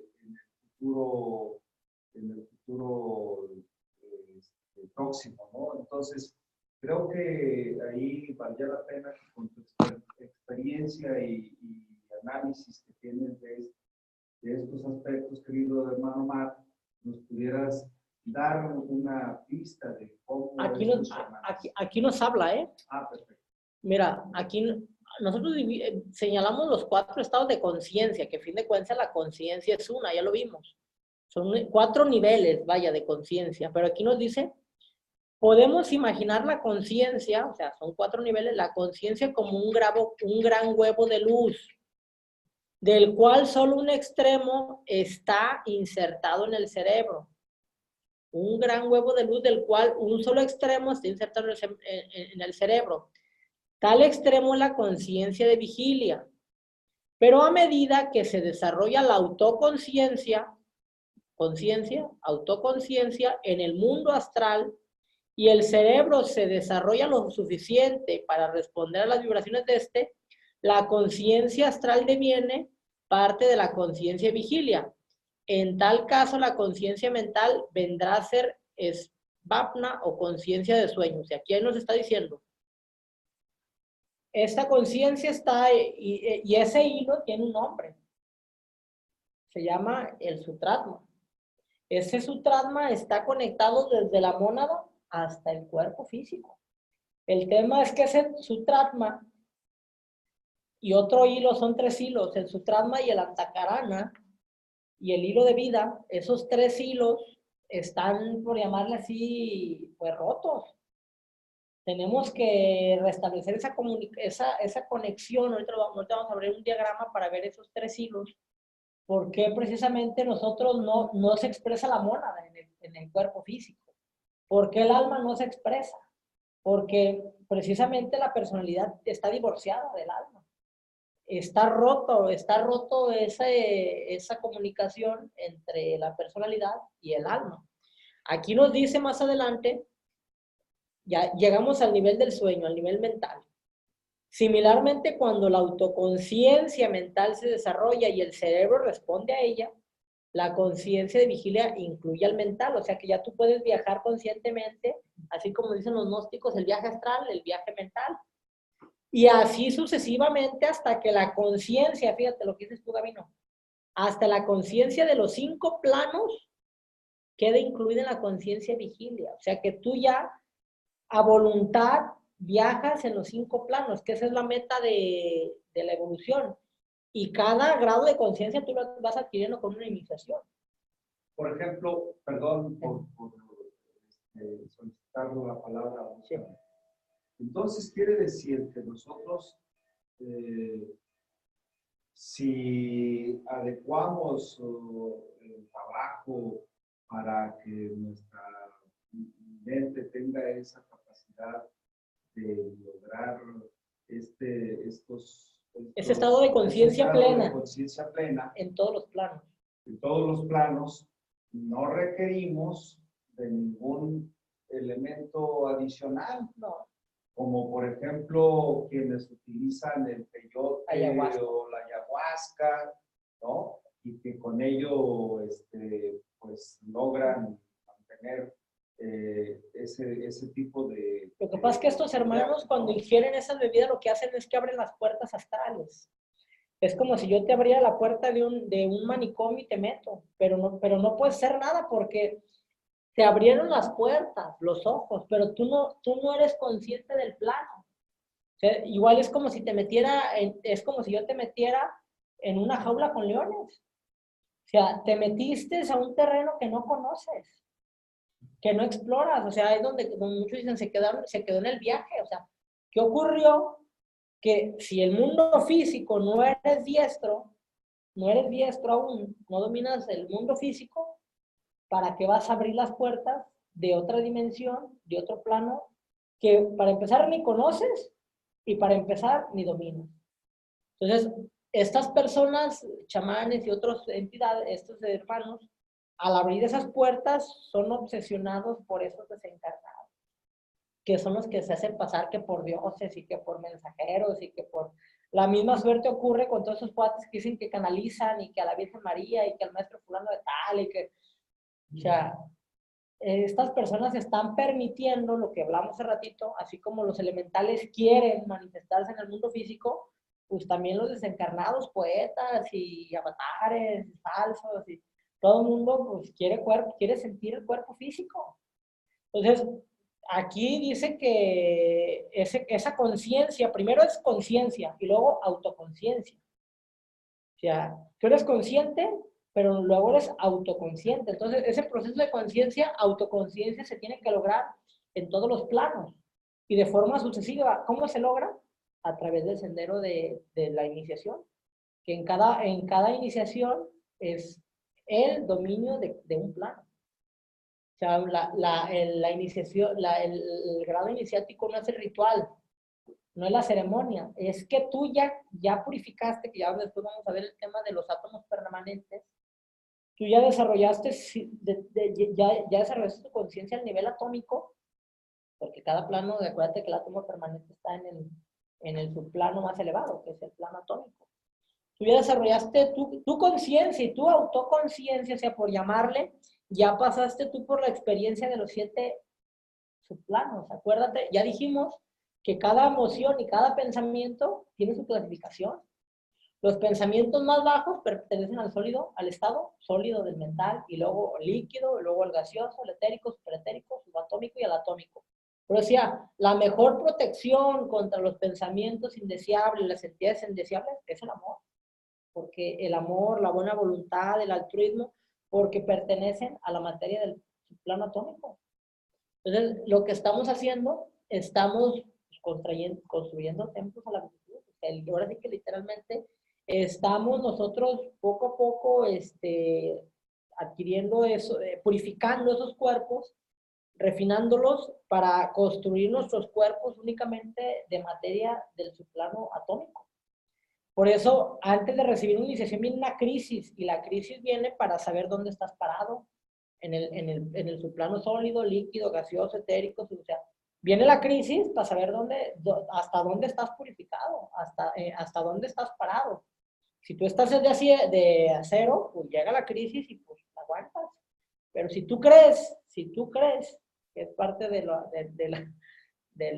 trabajo de la personal, créesela. Si tú crees que estás muy arriba y llega la crisis, mójala. Te pone en el lugar en el que realmente debes de estar evolutivamente. Entonces, sufre la personalidad, claro. Las pruebas, las crisis las sufre la personalidad. El alma no, el alma sabe que no se tiene que engañar. Es como si yo dijera, del 1 al 10, ¿en qué nivel me siento? No, pues en el 1. Pero si yo me siento en el 10 y llega la crisis y paro, pues no, estás en el nivel 3. Entonces, estos estados de conciencia no es que los leamos. Ahí nos está diciendo que el resultado de las 5 iniciaciones que deben de pasar para llegar a ser adeptos. Un maestro, un adepto, tiene 5 iniciaciones. Se supone que va desarrollando estos 5 planos. Es maestro de 5 planos. No nomás maestro por decir maestro, es maestro de 5 planos. Hay maestros de primer plano, de segundo, o sea, conforme vas adquiriendo las iniciaciones, tú puedes decir, bueno, yo soy maestro de plano físico. Yo conozco todas las leyes del plano físico, conozco todas sus leyes, conozco todas sus fuerzas y energías. Quien ya tenga otro segundo grado de iniciación, pues bueno, ya habla de los niveles astral y así. Y el grado de iniciación y de evolución, pues ya lo sabemos, ¿no? El ojo está recibiendo el planetario, el solar está recibiendo iniciaciones cósmicas. Entonces, como es abajo es arriba, mis hermanos, y como es arriba, ¿queda un poco comprendido eso? Claro. ¿Sí? ¿Tú, mi hermano Ricardo? ¿Sí? ¿Un poco o quieres más? No, ya. Poco a poco. Lo que pasa es que tú ahorita también estás familiarizado con el tema de los planos, pues lo vamos a ver en la siguiente lección del curso básico. Esto te lo vas a llevar tú de tarea, pero en la siguiente lección que vamos a hablar de los planos y los subplanos, que quizás para ti es un tema completamente nuevo, pero tú ya vas a ver de lo que estoy hablando ahorita, de los planos y estados de materia y subplanos. Cristóbal, Pedrito, algo que nos comparten. Ok. Dice, este ensanchamiento de la conciencia o conexión de conciencia de vigilia implica el desenvolvimiento de los átomos. ¿Ya viste lo que estamos hablando? De los átomos del cerebro, así como el de determinados órganos de y de la conexión entre células. O sea, están dormidas completamente. Para incluir en la conciencia de vigilia la autoconciencia astral, se ha de desarrollar el cuerpo pituitario, o sea, la autoconciencia astral. Y se ha de perfeccionar la 4ª serie de espirillas de los átomos. ¿Ya se acuerdan de los átomos permanentes? Que cada espirilla se va activando una espirilla por ronda. ¿Se acuerdan que ya lo vimos eso de las rondas? Que en la 7ª ronda se van a tener activadas todas las espirillas del átomo mental. ¿Se acuerdan? ¿Sí se acuerdan que lo vimos en las lecciones pasadas? Sí. Sí, okay. Dice, para incluir la autoconciencia mental, dice, ha de estar en actividad la glándula pineal y se ha de estar en perfecto funcionamiento la 5ª serie de espirillas. Acá, en la conciencia astral, 4 series. Y en la conciencia mental, 5 series de espirillas. Si no se consigue tales desenvolvimientos, la conciencia astral y la mental permanecen como superconciencia y no pueden expresarse por medio del cerebro. O sea, Asimismo, si el hombre no posee cuerpo físico, su conciencia y vigilia será la astral. O sea, la conciencia está en el astral. Por tanto, una definición más amplia de Jagrat o de la conciencia de vigilia sería que es la parte de la conciencia total que actúa por medio de su vehículo más externo. Podemos también reconsiderar desde el punto de vista del análisis anterior el estado de Samadhi. Este es un estado de conciencia en el cual el cuerpo es insensible, pero la mente es plenamente autoconsciente y del cual la mente retorna al cerebro físico con la memoria de sus experiencias suprafísicas. Si el hombre entra en trance y es activo en el plano astral, entonces su samadhi está en este plano. O sea, la mente evolutiva no es que, fíjate, a veces pensamos que el cuerpo físico es el cuerpo más desgraciado, pero sin embargo, el cuerpo físico es el vehículo precisamente que tenemos más tiempo desarrollándolo. Desde que nos encarnamos en la cadena de Saturno, desde ahí se viene gestando el cuerpo físico. No crean que el cuerpo físico es se materializó así por nomás. Por eso aquí nos dice, la meta a lo que se refiere la Biblia, que tenemos que hacer el reino de Dios en la tierra, significa que nosotros tenemos que tener la conciencia monádica en el mundo físico. O sea, esa es la meta de evolución, que el espíritu esté encarnado. O sea, que ese espíritu, esa mónada, actúe plenamente en cuerpo físico, no nomás en el plano monádico, ¿no? Poco a poco vamos a ir nosotros a través de ese yoga, uniendo ese cuerpo que Osiris es la mónada, está despedazado, poco a poco lo tenemos que unir. Y la meta final, mi hermano, perdón ya para terminar, es que el espíritu con el alma actúen plenamente en el cuerpo físico del alma.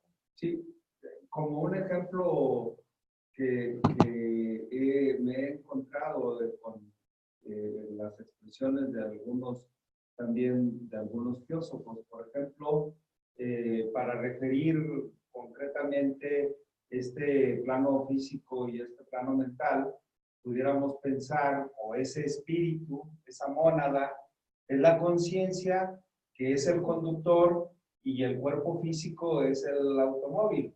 Entonces, es precisamente coche, conductor, conductor, coche. Pero ¿cuál es el que va a predominar precisamente? Pues es el conductor, o la conciencia, o la mónada, o el espíritu, que es donde está, que está dirigiendo, que está conduciendo precisamente ese vehículo. En teoría, pero ahorita en el coche, en el cuerpo físico, está el copiloto y el piloto y el copiloto, que es el cuerpo mental inferior, Kama Manas, y se andan peleando el volante. Kama está arriba de Manas, pero ese maridaje, ok, súbete Manas, súbete como copiloto, y yo maneja Manas. Pero los dos pobres traen al cuerpo para arriba y para abajo. Ya les he dicho, si no existiera el sueño, en semanas, mis hermanos, en días o en semanas, el cuerpo mental y astral destrozarían el cuerpo físico. O sea, en todos los vicios, cuando ya nos estamos excediendo en todos los vicios, la comida, la bebida, la droga, el sexo, en todos los vicios, el freno es el sueño. Llega ya el límite, caes dormido, llega un momento que el cansancio, porque si no hubiera cansancio, lo despedazan. El cuerpo mental y el cuerpo astral despedazarían al cuerpo físico. Y el cuerpo etérico, su chamba es regenerarlo en la noche. O sea, de todas las fuerzas y todos los impulsos que durante el día lo traen al pobre cuerpo físico, el cuerpo mental inferior y el astral, el pobre etérico hace la chamba de regenerarlo. Y si no hubiera sueño, no, o sea, lo despedazaríamos en semanas. Entonces hay un mecanismo ahí de protección, porque si no, imagínate, andaríamos encarnando y desencarnando, y pues no. Lo ideal es tener un periodo considerable de experiencias. 70 años pues no es nada a la luz de eones, pero bueno, dicen, un periodo relativamente considerable de experiencias para que después pues las dijeras en los planos, ¿no? Porque si no, imagínate si estuviéramos encarnando y desencarnando, ¿no? Pues, sería el proceso muy Pues muy difícil, porque la conciencia, como dicen, la conciencia se va sustrayendo de un plano a otro. Dejamos el cuerpo físico y la conciencia se va al plano astral. Dejamos el plano astral y la conciencia, ¿dónde se va? El plano mental inferior. Y así, y en el proceso de la reencarnación, baja y sube la conciencia. La reencarnación es como vestirte y desvestirte de cuerpos, la conciencia. Ok, mi hermano Pedrito y Cristóbal, ¿algo que nos aporten? ¿Todo bien? Bueno, sí, hay mucho, muchísimo. Pero ya hablando, por ejemplo, ahorita estaba pensando en las neuronas. A mí me gusta mucho pensar ese proceso neuronal, por ejemplo, las aferentes. A mí me encanta esa neurona. Es decir, los neurotransmisores que conectan al cuerpo etérico o el cuerpo físico y lo corren de pies a cabeza. Pero estaba yo pensando en la pituitaria, que es de los planos superiores de contacto hacia el exterior. Pero esos planos superiores, ese proceso endócrino hipofisiario pineal, ¿Pineal o pituitaria? la pituitaria es un proceso de los planos superiores, un proceso para comunicación hacia el exterior. Pero en el interior, hacia lo más elevado, ese proceso, la pineal precisamente, con la pituitaria, con el estado endócrino. El estado endócrino es el proceso, las glándulas, ¿no? Es el corresponde al plano astral, es los órganos de secreción interna. El plano astral se rige por los líquidos. Pero bueno, estaba pensando en ese proceso para lograr una comunicación directa de la meditación hacia los planos muy superiores para contactar con los seres de luz, con el sugerente de nuestro yo superior y contacto ya con la mundo. Este es un trabajo de desarrollo físico, uno sintiendo cómo está trabajando ese proceso neuroespinal, las dendritas y todo ese proceso. Yo me he clavado bastante y necesito saber mucho porque realmente no sé nada sobre esos mensajeros de las neuronas aferentes. Me ha encantado cómo llevan esa comunicación tan activa desde los pies hasta la cabeza pero conectado con el cuerpo etérico, el doble etérico. Muy bien, Pedrito, gracias. Sí, pues, ya vimos la obra del doble etérico de Powell y es una maravilla porque incluso señala que hay un velo que nos protege del mundo astral porque dice que no soportaremos tanta verdad, tanta realidad, ¿no? Que ese velo a veces se rasga con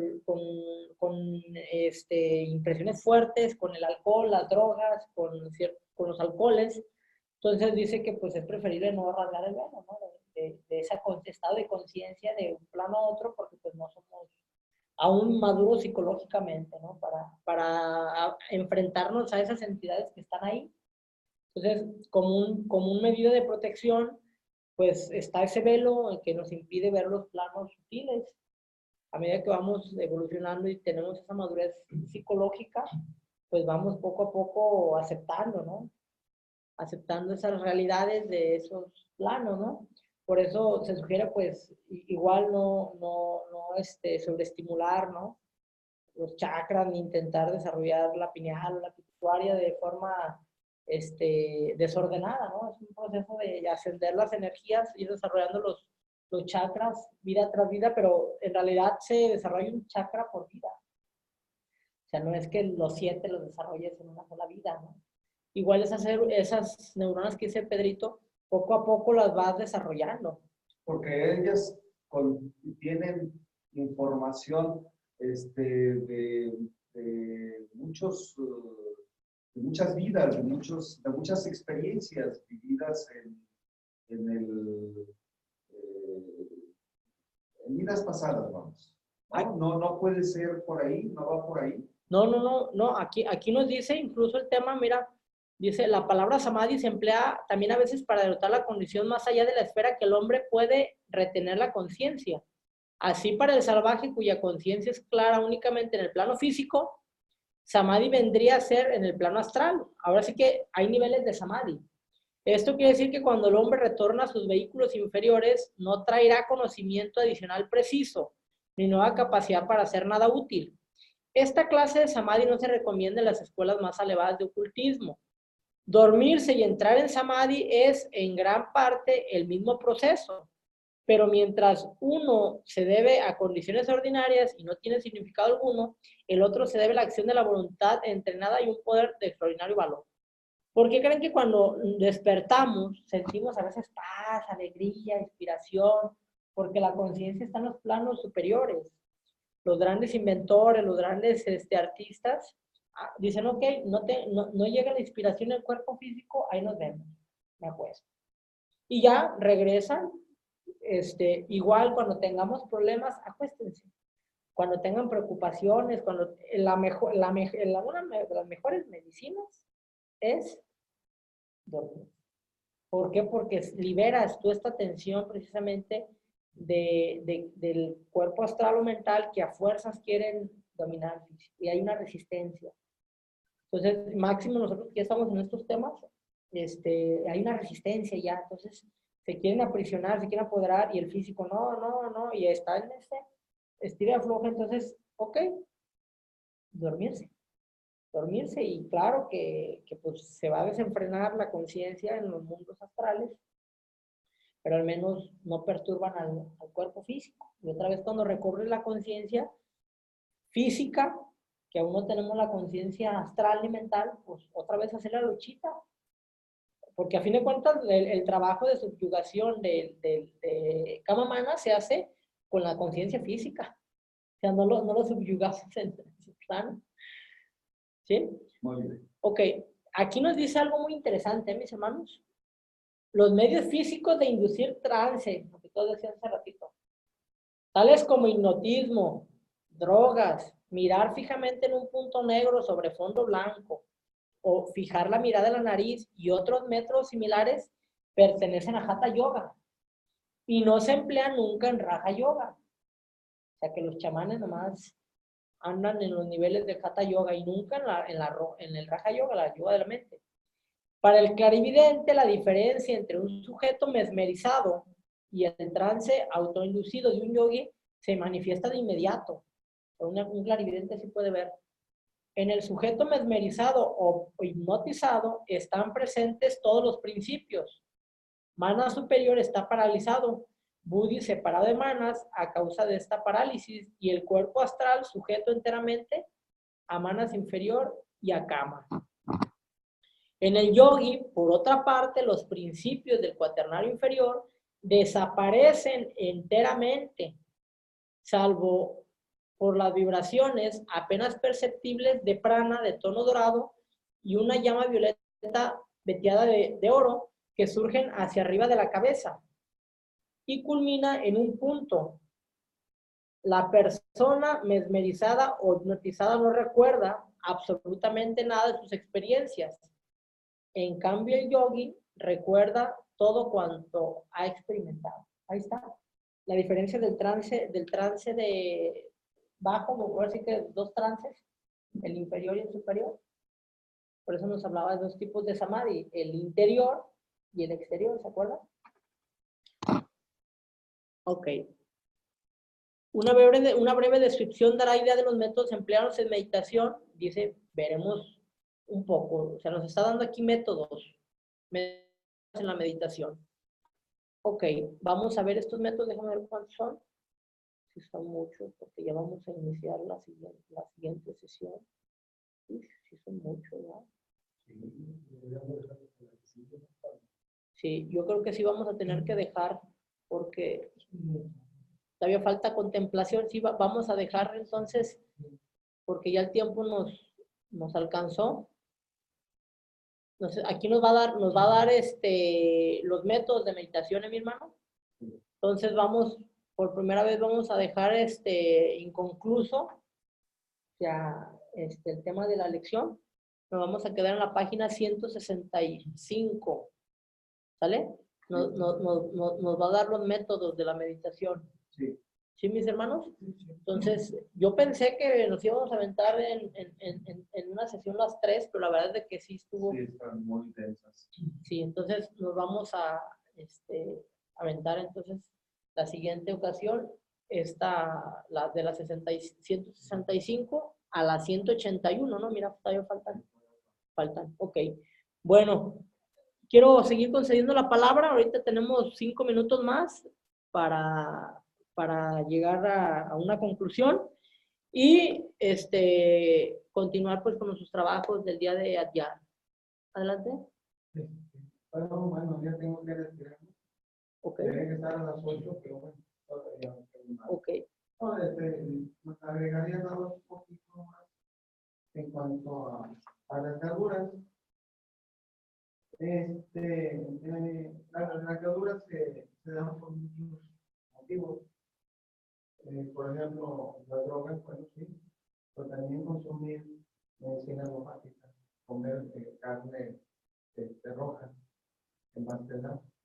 Sobre todo aquella carne donde el animal experimentó un sacrificio muy terrible, una experiencia plasmada muy fuerte, y se come. La carne tiene una propiedad de absorber no nomás la adrenalina de su propia muerte, sino de absorber en el plano etérico, absorber algunos errores y algo más para asimilarlos en cada célula de su carne.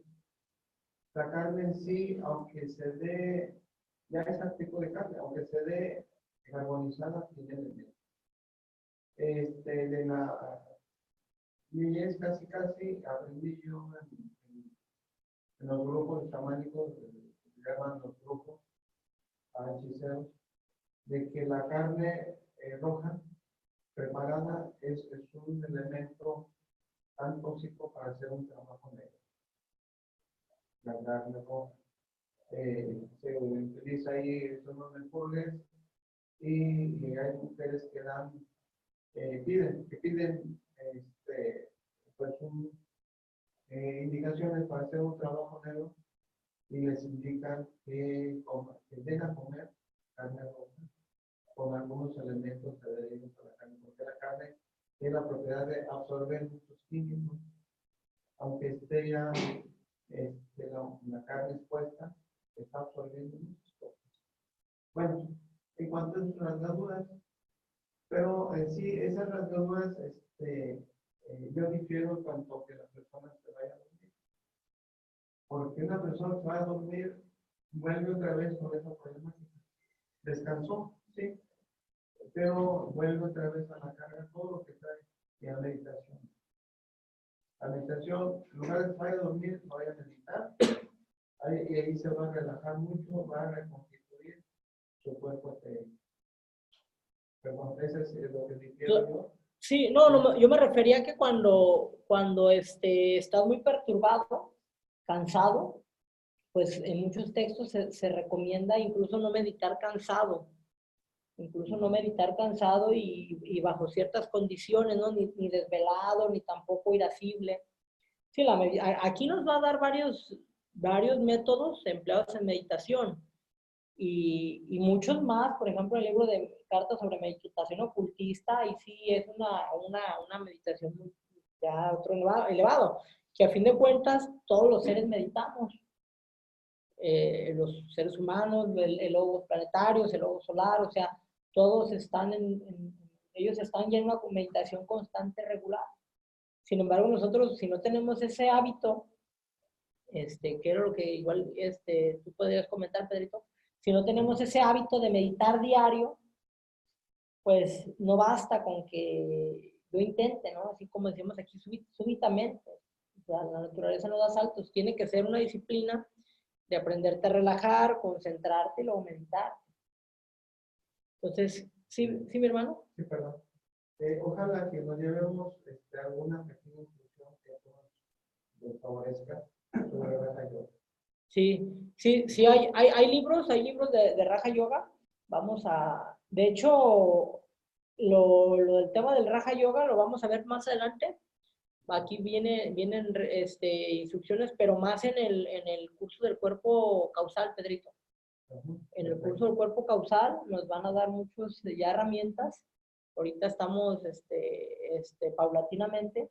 Sí hay libros de Raja Yoga, pero a fin de cuentas ahorita poco a poco estamos armonizando esos surcos mentales.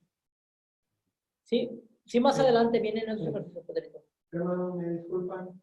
Claro que sí, Pedrito, que tengas Feliz de buena noche. verlos, me llevo esa alegría. Gracias, igualmente. Muchas gracias por estar aquí. Gracias a mi mamá, que Dios te ilumine, te dio ahora sí que mucha inteligencia, mucha energía para seguir adelante. Gracias, hermanos, que así sea para todos, porque Maravillosa. Te adelanto de que hay un vórtice en el espacio que es nuestra luz. así es. Hay otros puntos. Han sido captados por algunos televidentes, entre ellas Rocío, una televidente. Y ve, alcanza a ver, pero desde Corona y Los Ángeles. Qué bueno, mira. Desde allá se ve unos vórtices de luz que empiezan a ver. Gracias, Me da hermano. mucha alegría. Gracias. No, igualmente. Y ya lo comentamos hoy, ¿no? Sí. Ya lo comentamos hoy que el trabajo de los centros de estudio de la logia es de un grado inestimable. Entonces, por eso es mi énfasis. Yo siempre les he dicho, alguien tiene que hacer el trabajo. Y si nosotros no tenemos ese privilegio, alguien más lo va a hacer. Sí.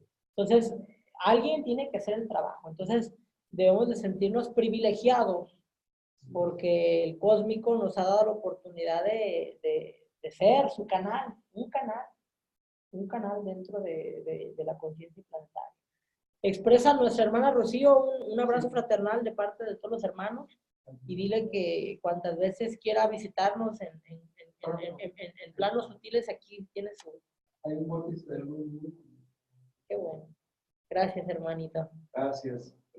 Gracias, hermanito. Hasta pronto, mis hermanos del Zoom, y que verán esta videograbación. Nos vemos.